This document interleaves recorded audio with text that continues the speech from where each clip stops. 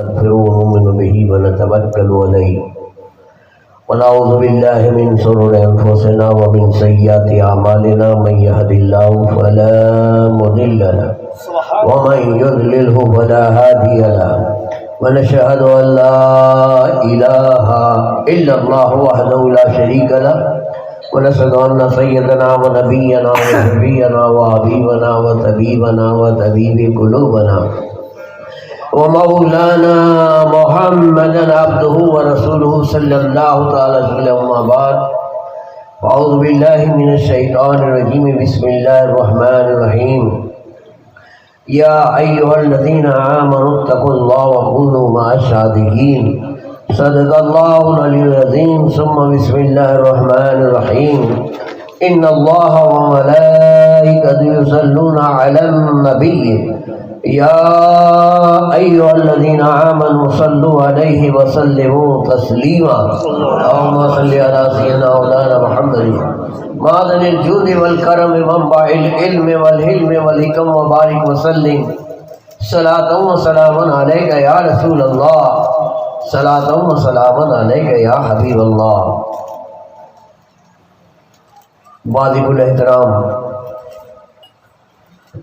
علماء کرام، بزرگوں، نوجوانوں، عزت ماں بہنیں، عزیز بچوں، السلام علیکم ورحمۃ اللہ وبرکاتہ۔ بڑی دیر سے آپ ذکر سیدنا سرکار غوث اعظم سماعت فرما رہے ہیں۔ وقت ہو چکا ہے، لیکن جس غرض سے آیا ہوں زیادہ نہیں، تھوڑی دیر آپ سے مخاطب ہونا ہے۔ مسلسل پروگرام چل رہے ہیں دن رات، رات کو 3 بجے آیا ہوں روڈ سے، اور پھر سویا ہی نہیں ہوں۔ سردی اور کھانسی اتنی ہے کہ نیند آئی نہیں، لیکن یہاں میں نے دعوت قبول کی تھی، مجھے پہنچنا ضروری تھا، اور میرے آقا غوث اعظم کی محفل جب تک کہ اس تن میں جان رہے، غوث کی محفل میں میرا ستھان رہے۔ سبحان اللہ سبحان اللہ بے شک۔ جب تک کہ اس تن میں جان رہے، میرے غوث کی محفل میں میرا ستھان رہے، یہی ارمان ہے، یہی ہماری دل کی خواہش ہے۔ تو آئیے، میں اس محفل کا مقام کیا ہے، بے شک حدیث پاک سے آپ کے سامنے ایک بات رکھنا چاہتا ہوں۔ اس سے بیشتر ہم سب مل کر، ہمارے تمہارے بلکہ سب کے آقا و مولا سرور کائنات، فخر موجودات، سید المرسلین، صفی المجنبین، رحمت للعالمین، طٰہٰ و یاسین، حضور احمد مجتبیٰ محمد مصطفیٰ صلی اللہ علیہ وسلم کی بارگاہ رسالت میں و آل رسالت میں جھوم کر درود پاک کا تحفہ پیش کیجیے۔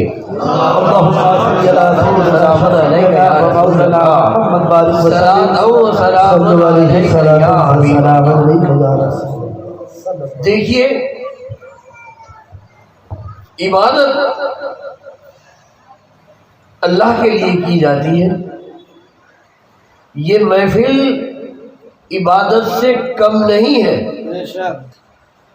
کیونکہ ذکر رسول اور ذکر ولی کرنا بھی سنت الہی ہے۔ بے شک ہم نے نماز پڑھی، روزے رکھے، حاجیوں نے حج ادا کی، عمرہ کیا، زکوٰۃ دی، خیرات بانٹی، خدمت خلق کی، بتاؤ، جواب دو مجھے، یہ سب قبول ہو گیا؟ کوئی گارنٹی دے گا میں نے آج فجر پڑھی ہے، اللہ نے میری فجر قبول کر لی، میں نے رمضان میں روزے رکھے تھے میرے قبول ہو گئے، میں نے حج اتنی بار کیا قبول ہو گیا؟ گارنٹی نہیں دے سکتے۔ آؤ اے خوش نصیبو، یہ گارنٹی والی عبادت، یہ گارنٹی والی عبادت ہے کہ اس محفل میں بیٹھنے والے کے لیے اللہ رب العالمین نے کیا فیصلہ دیا ہے. سماعت فرمائیں، بلند آواز سے درود پاک پڑھیں. صلی اللہ تعالی علیہ وسلم. محترم حضرات، بخاری شریف کی حدیث میں سبحان اللہ سبحان اللہ، اللہ رب العالمین کی بارگاہ میں فرشتوں کی تعداد تو کتنی ہے وہی جانتا ہے. بے شک، سبحان اللہ. میں ایک مثال رکھوں تاکہ آپ سوچا کریں کہ اللہ نے کتنے فرشتے بنائے اور ہر ایک کو ایک الگ الگ مقام بخشا ہے، الگ الگ کام بخشا ہے. وہ اللہ کی ایسی مخلوق ہے کہ جس کو جو کام سونپا ہے بس اسی سے لگے ہوئے ہیں، کبھی اس سے ہٹتے نہیں ہیں. ہمارے آقا سرور کائنات صلی اللہ علیہ وسلم کی بارگاہ میں یعنی مدینہ منورہ میں حضور کے روضے پر 70,000 فرشتوں کی جماعت بے شک فجر میں آتی ہے تو مغرب تک ایک ہی کام کرتی ہے.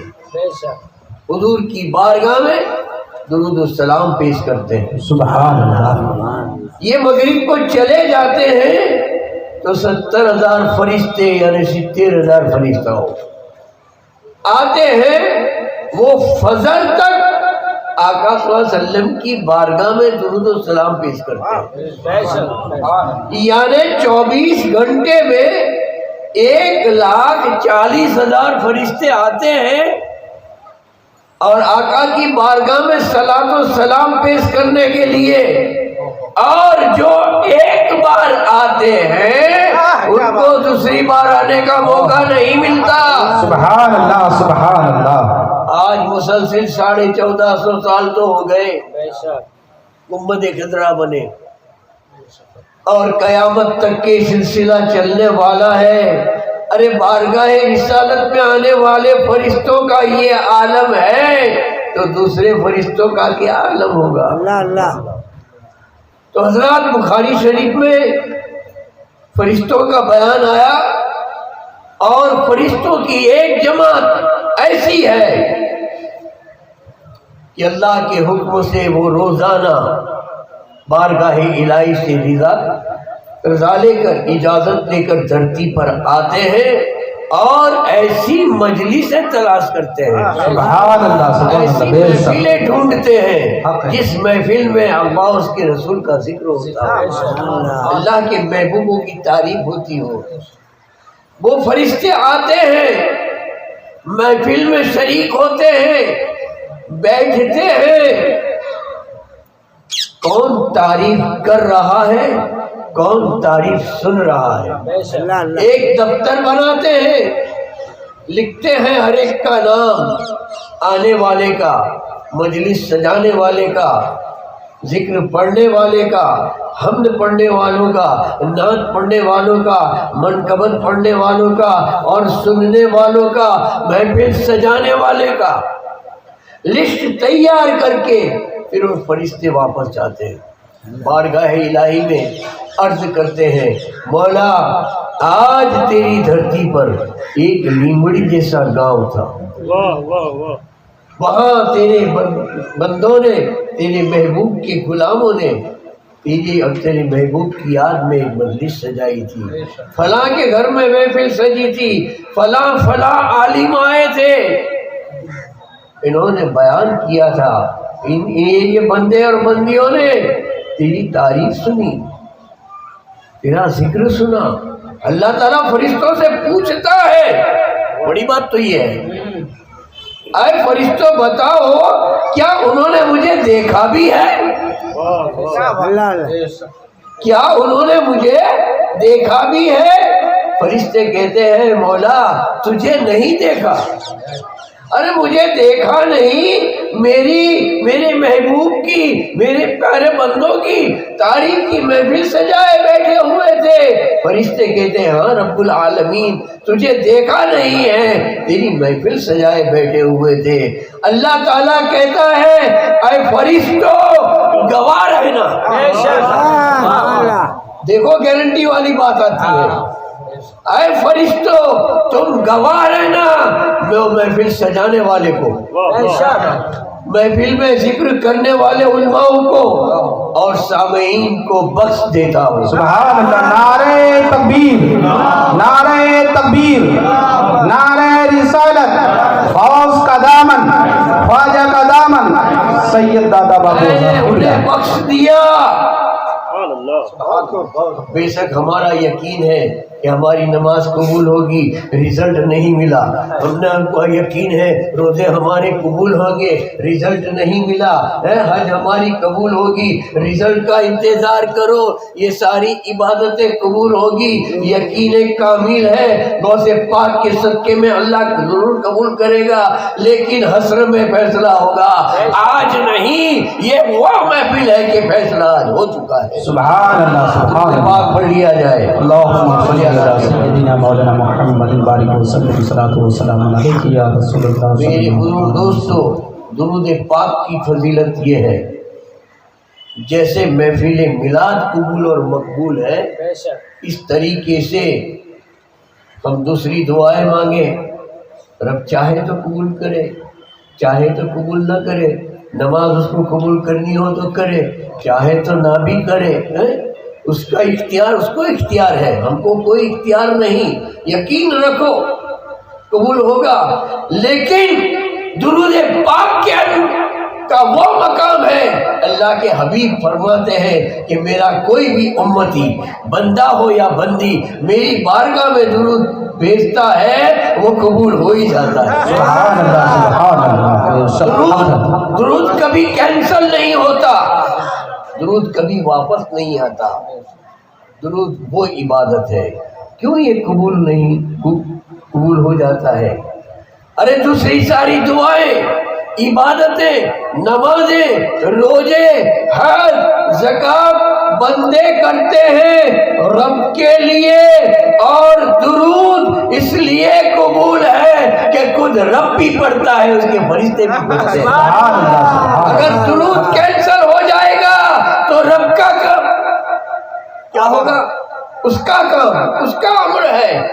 اللہ تعالیٰ کیا کرتا ہے؟ کوئی پوچھ لے تم کو کہ تمہارا خدا کیا کرتا ہے تو کیا جواب دو گے؟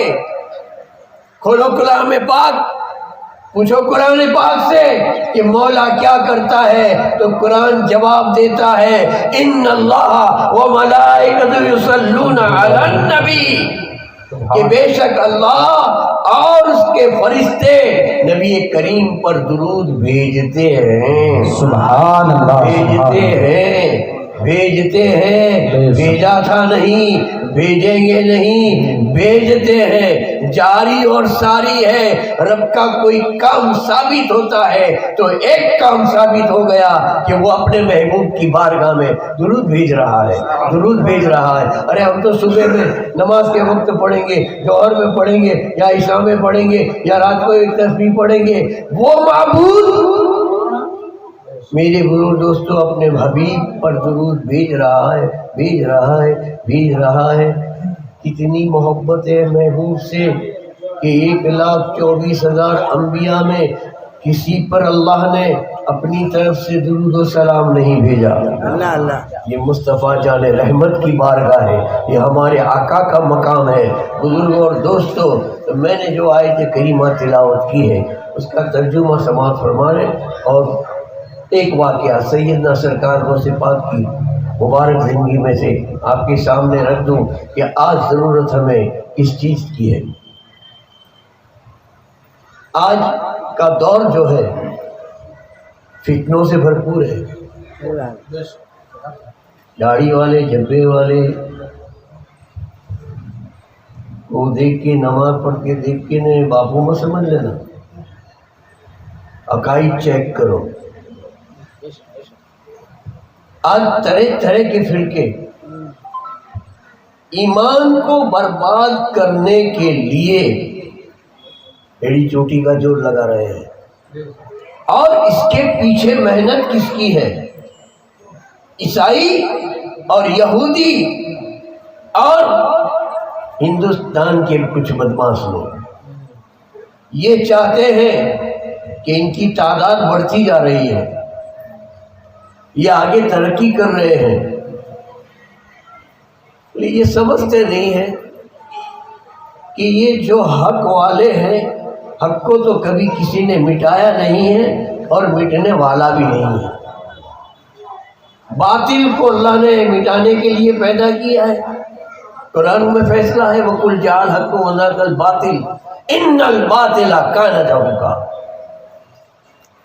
ہم حق والے ہیں، لیکن حق ہمیشہ جو ہوتا ہے اس کی امتحان بڑے سخت ہوتے ہیں۔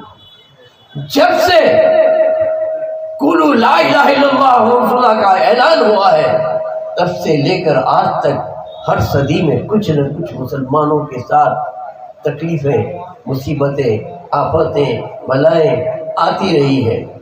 آج ہمارا بھی یہی حال ہے، دنیا کے ہر مسلمان کا یہی حال ہے۔ دیکھو، سب سے بڑی چیز جو ہے وہ ہے ایمان۔ ایمان بغیر کے کوئی عمل کام نہیں دیتے۔ لاکھ اچھے عمل ہوں گے لیکن ایمان نہیں ہوگا تو میرے بزرگ دوستو، عمل سے آدمی کبھی بھی جنت میں نہیں جا سکتا۔ آقا صلی اللہ علیہ وسلم سے صحابہ کرام نے پوچھا تھا، یا رسول اللہ، یا حبیب اللہ، بندے کو جنت میں اس کے اعمال لے جائیں گے کہ اللہ کا فضل و کرم لے جائے گا؟ کیا سوال پوچھا؟ بندے کے اعمال اس کو جنت میں لے جائیں گے کہ اللہ کا فضل و کرم لے جائے گا؟ آقا نے یہ فرمایا کہ عمل کر کے نے اللہ تعالیٰ کے ساتھ تجارت مت کرو، بیپار مت کرو۔ نماز پڑھو تو قبر میں راحت ہو جائے، روزہ رکھو اللہ کا دیدار ہو جائے، حج کرو سارے گناہ معاف ہو جائے۔ ارے وہ بہت بڑی ولی اللہ گزری ہے، مجھے یاد آ گیا، درود پاک پڑھ لیجیے۔ اللہم صلی علی سیدنا محمد عدد ما فی علمک صلاۃ دائمۃ بدوام ملک اللہ صلی اللہ تعالی علیہ بی بی رابعہ بصری کا نام تو آپ نے پڑھا ہے، سنا ہے۔ اچھے اچھے ولی ان کے پاس سبق لیتے تھے۔ حسن بصری رضی اللہ تعالیٰ عنہ جیسی شخصیت ان کی بارگاہ میں حاضری دیتی تھی۔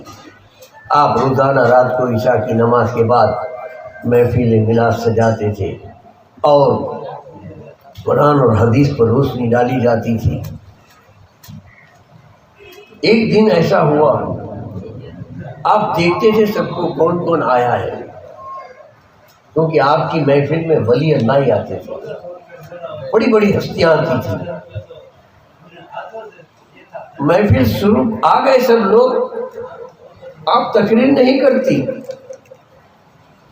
چپ ہے چپ ہے۔ آپ نے آنے والے مہمانوں کو کہا، جاؤ آپ اپنے گھر چلے جاؤ، آج میں بیان نہیں کروں گی۔ یا اللہ، یہ کیا بات ہے؟ کیوں آج طبیعت کچھ ہے، ملول ہے، کیا ہے؟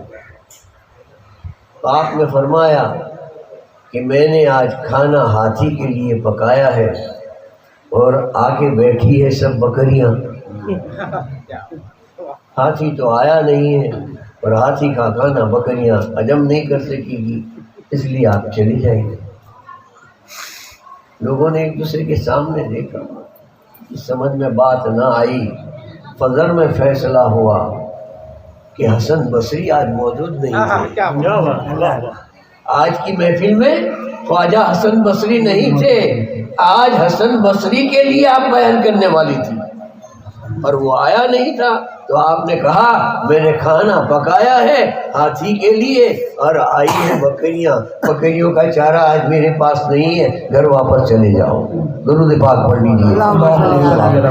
وہی رابعہ بصری فرماتی ہے کہ کچھ عبادت کرنے والے 3 طرح کے ہیں.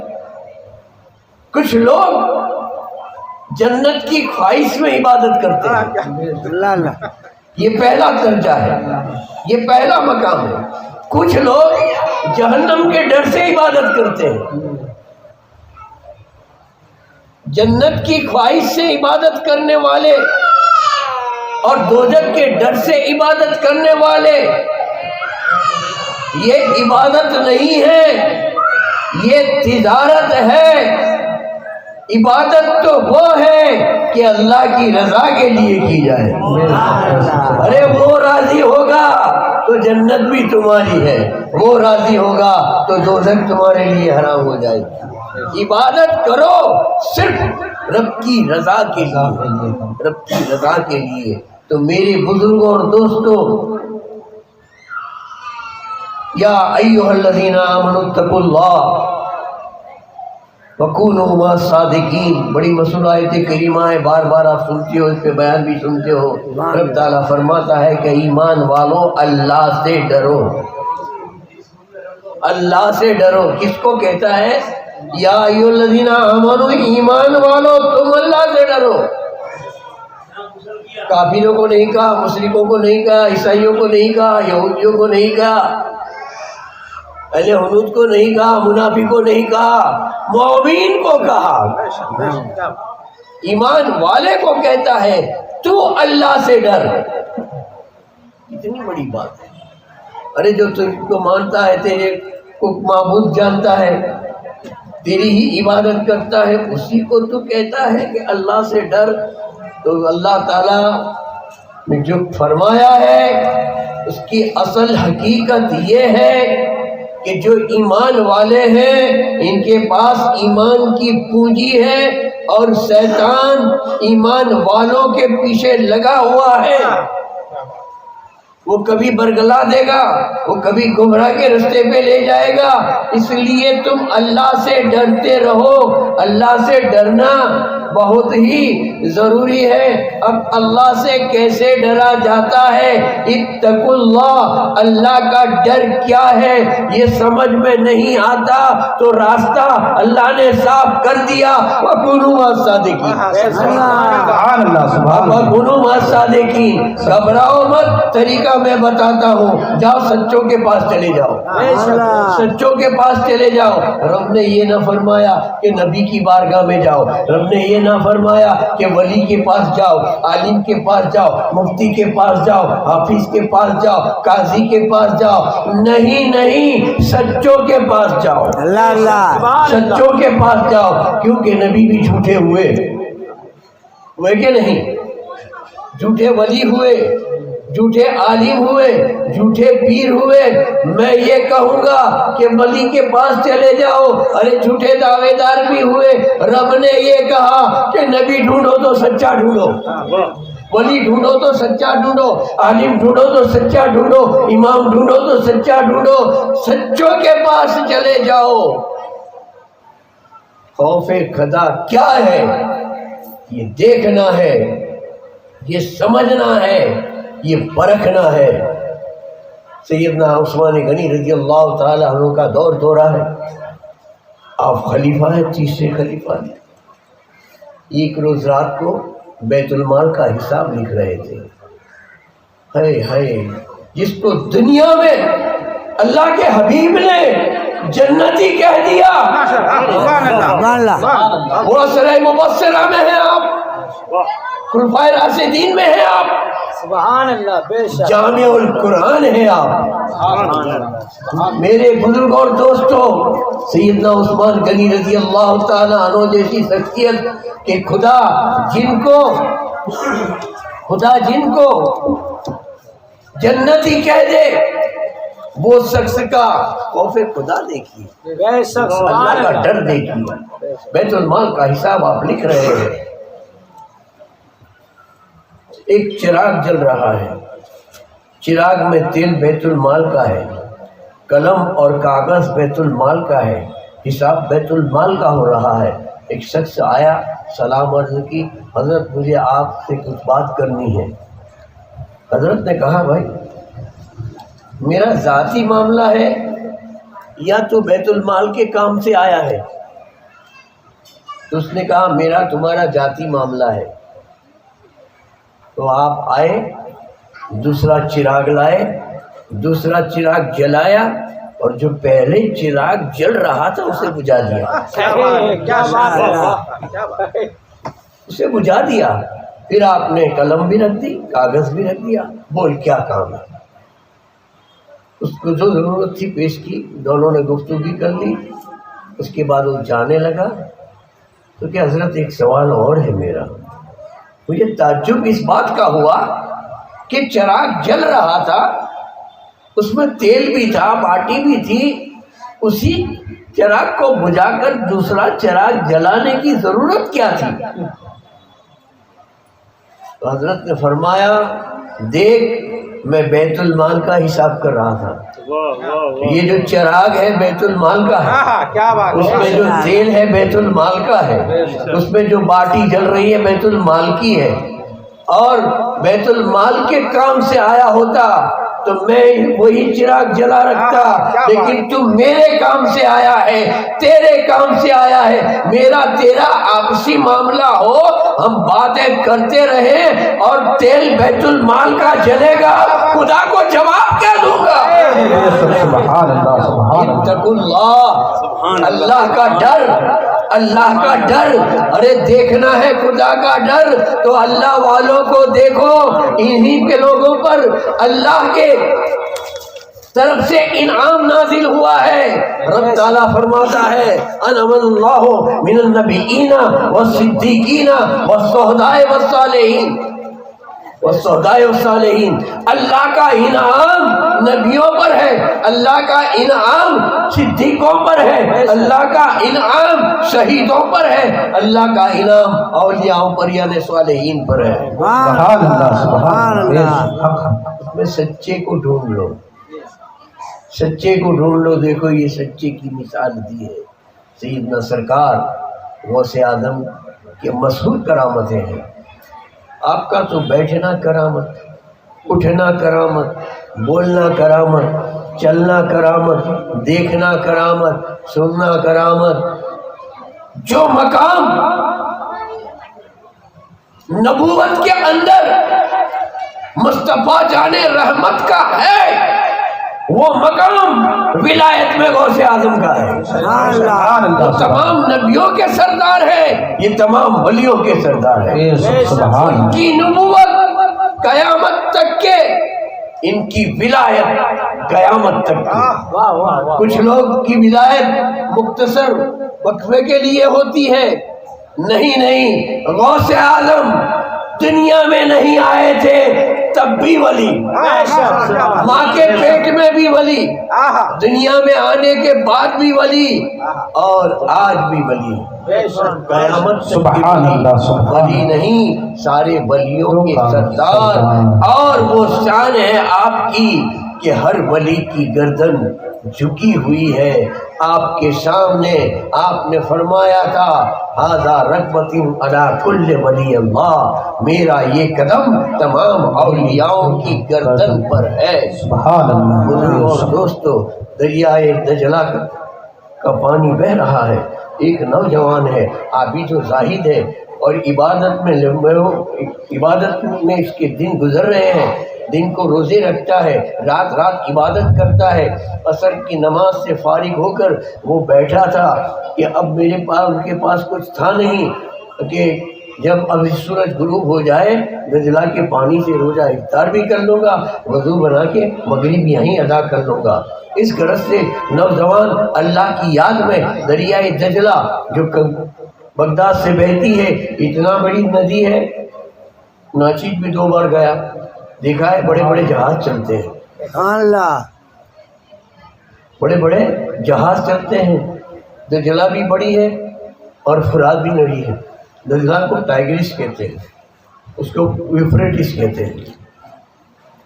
تو کنارے پہ بیٹھے تھے، جب وقت ہوا یہاں سورج غروب ہو گیا، اب روزہ افطار کر لو، پانی میں 2 ہاتھ ڈالے، پانی لینے کی غرض سے، نیت کیا ہے؟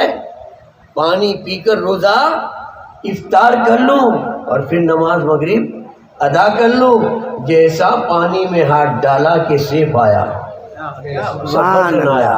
بے شک اللہ کا شکر ادا کر کے چلو اسی سے روزہ افطار کر دو، اس سیب سے، سفرجن سے، ایپل سے، اس نوجوان مرد مجاہد نے، ولی کامل نے، اللہ سے ڈرنے والے نوجوان نے روزہ افطار تو کر لیا، نماز ادا کر لی، لیکن پھر بے چینی ہو گئی، دل میں بے چینی ہوئی، یا اللہ میرا کیا ہوگا؟ میں نے کس کا سفرجن کھایا؟ میں نے اس کی قیمت تو دی نہیں ہے، پیسہ تو میں نے دیا نہیں ہے، مفت کے سفرجن سے روزہ کھولا ہے، میری عبادت کا کیا ہوگا؟ میاں اس کو خوف خدا کہتے ہیں، اسے اللہ کا ڈر کہتے ہیں۔ ہم تو کبھی حرام اور حلال کی تمیز بھی نہیں کر سکتے، یہ ہمارے لیے حلال ہے حرام ہے کیا ہے؟ میرے محترم حضرات بزرگوں، پھر بے چینی اتنی بڑی کہ اس کے مالک کی تلاش کروں میں، بہتے ہوئے پانی سے جانے والا سفرجن کا مالک کیسے ملے گا؟ ایک راستہ ملا کہ جس طرف سے پانی کا بہاؤ ہے اس طرف میں آگے بڑھوں۔ ہو سکتا ہے کسی کے سفرجن پانی میں گر گئے ہو اور ایک میرا ہاتھ میں آ گیا ہو، چلے کنارے کنارے تو 2-4 سفرجن اور پانی میں تیرتے ہوئے دیکھے، پھر آگے چلے تو 10-12 سفرجن دیکھے، پھر آگے چلے تو بہت سارے سفرجن دیکھے۔ آپ کو ایسا لگا کہ شاید کسی کشتی میں یہ مال ہوگا کسی کا، کشتی شاید ڈوب گئی ہوگی اور سارا مال جا رہا ہے، لیکن ایسا نہیں ہوا۔ آگے چلے تو ایک واڑی دیکھی، اس سفرجن کی واڑی کی میں سے جو درخت تھے اس کی ڈالیاں پانی کے اندر جھکی ہوئی تھی، اور پکے پکے اچھے اچھے سفرجن ٹوٹ ٹوٹ کر پانی کے اندر گر رہے تھے۔ یقین ہو گیا میں نے جو سفرجن کھایا ہے وہ اسی واڑی کا ہے، چلو واڑی کے مالک کو ملوں اور اپنی بھول ہو گئی ہے، میری غلطی ہو گئی ہے، معافی کرا دو۔ یہ کون سوچے گا؟ یہ سچوں کی بات ہے بھئی، اچھوں کی بات ہے۔ ہم تو کھا لے نے، کوئی پوچھے کہ لا ایسی سفرجن کھا دوں تو کہ تیرا باپ نو سے میں پانی میں سے جڑیوں سے ہمیں بڑا نو جواب ہمیں آؤ دا پی ان کے بیجو کہیں۔ دیکھیے میرے بزرگ اور دوستو، کیا صلی اللہ علیہ وسلم محترم حضرات، واڑی کے مالک سے ملے، زبردست ولی کامل کی واڑی ہے جس کا نام ہے حضرت عبداللہ شومی رضی اللہ عنہ۔ سبحان اللہ۔ نوجوان کے چہرے کو دیکھا، ولی ولی کو پہچان لیتا ہے، زبردست ولی ہے۔ اپنا معروضہ پیش کیا، سرکار آپ کی باڑی کا ایک سفرجن آپ کی اجازت کے بغیر لایا ہے، قیمت بھی لے لو اور میری غلطی کو، میری خطا کو، میری بھول کو معاف کر دو۔ سرکار کو بھی تو ضرورت تھی کہ کوئی ایسا مل جائے، وہ بھی تو تلاش میں تھے کہ ایسا کوئی مل جائے، وہ ڈھونڈ رہے تھے باہر، آج اللہ نے گھر بھیج دیا ہے۔ دیکھا کہ کتنا بڑا متقی ہے، کیسا اللہ سے ڈرنے والا ہے، آپ نے امتحان لینا چاہا۔ میاں کہاں کے رہنے والے ہو؟ جیلان کا۔ کیا نام ہے؟ سید ابو صالح۔ اچھا تو آئے ابو صالح، تمہارا گناہ میں معاف کروں گا، لیکن میری پہلی شرط یہ ہے کہ 1 سال تک کے میری باڑی کے اندر مزدوری کرنی پڑے گی، یہ جھاڑوں کو سنبھالنے پڑیں گے، ڈالیاں زیادہ کی کاٹنی پڑے گی، گھاس کاٹ کے باہر پھینکنی پڑے گی، جہاں کو پانی پلانا ہے وہاں پانی پلانا پڑے گا۔ 1 سال اس طریقے سے یہاں رہو، محنت کرو، پھر تمہارا گناہ معاف کروں گا۔ آئے آئے گنو کتنو نانو نے سزا کتنی موٹی۔ میرے بزرگ اور دوستو، یہ امتحان ہے، یہ کسوٹی ہے۔ ہاں فوراً کہہ دیا مجھے منظور ہے، رہ گئے 12 مہینے فوراً گزر گئے. یاد دلایا عبداللہ سومئی کو, سرکار 12 مہینے پورے ہو چکے ہیں, اب مجھے اجازت دو, میری خطا کو معاف کرو. آپ نے کہا میری دوسری بھی ایک شرط ہے. اللہ حضرت کہتے ہیں کہ بھئی جتنی ہو اتنی کہہ دو, 1 نہیں 2 نہیں 4 نہیں 5 نہیں, بس دوسری اور آخری شرط ہے. میری ایک بیٹی ہے, ہماری ایک چھوکری سے. میری بیٹی ہے, دونوں آنکھ سے اندھی ہے, دونوں کان سے بہری ہے, زبان سے گونگی ہے, ہاتھ پیر سے لولی ہے, اس کے ساتھ نکاح کرو. ہائے ہائے, ہم تو سوچ میں پڑ جائیں نا, کیا جواب دیں گے. بزرگ اور دوستو, آپ نے ایک لمحہ کچھ نہیں سوچا, فوراً کہہ دیا مجھے منظور ہے, کرا دیجئے نکاح. نکاح ہو گیا. دلہن گھر پہ آئی, رات کو کمرے میں دلہن سے ملاقات کے لیے گئے, دیکھ کر دنگ رہ گئے. جیسی تعریف کی تھی ایسی تو دلہن ہے نہیں. اس کی تو آنکھیں سلامت ہے, سنتی ہے, بولتی بھی ہے, چلتی بھی ہے, ہاتھ بھی اچھے ہیں, کیونکہ آپ نے چاہتے ہی اسے سلام کی تھی. اس نے سلام سن کر آپ کو سلام کا جواب دیا تھا, تو بات یہ پتہ چلا کہ کان بھی ہے اور زبان بھی ہے. پتہ تو چل گیا. تو یہ میری دلہن نہیں, یہ کسی اور کی لگتی ہے. پاس میں نہ گئے, واپس چلے آئے, عبادت میں پوری رات گزاری, فجر کی نماز ادا کر کے سسر کے پاس گئے, حضرت عبداللہ سومئی کی بارگاہ میں, اور کہا سرکار بہت بڑی غلطی ہوئی ہے. ارے کیا ہوا؟ ارے میں رات کو گیا کمرے میں, تو جس طریقے سے آپ نے لڑکی کا بیان کیا تھا اس طریقے کی لڑکی نہیں ہے. اس کے تو ہاتھ پہ سلامت ہے, یہ سنتی بھی ہے, دیکھتی بھی ہے, بولتی بھی ہے, ایسی ہے یہ. آپ مسکرائے اور کہا میاں ابو صالح میری بات کو آپ نہیں سمجھے. جیسے ابھی میاں نے بتایا تھا نا کہ ولی کی ہر بات سمجھ میں آ جائے یہ بہت مشکل ہوتا ہے. ہاں, گڈ رہسیہ ہوئے છે, એમની કોડ ભાષા અલગ હોય છે. تو آپ نے کہا اس معنی میں اندھی ہے وہ کہ جب سے بالغ ہوئی, جوان ہوئی, تب سے اس نے میرے سوا کسی نامحرم غیر مرد کا منہ نہیں دیکھا. اس معنی میں وہ اندھی ہے.